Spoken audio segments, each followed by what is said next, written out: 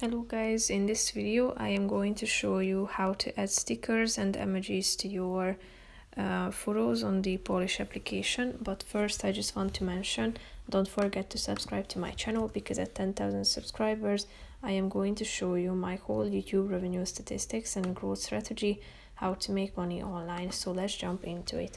First of all, open the application on your phone and then tap on the create button and select the picture. Slide to the right side of the screen until you find the sticker button. Here you can find a bunch of categories at the top of the screen, so feel free to check out the items that you can find here. You can find the basic emojis here.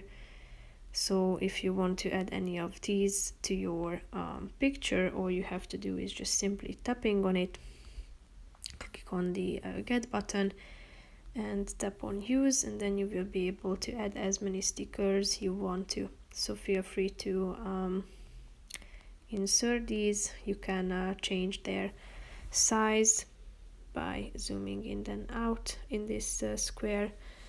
And if you are done with adjusting, tap on the check mark icon in the upper right corner of the screen. So that's pretty much it for this video, guys. See you in the next one. Bye bye.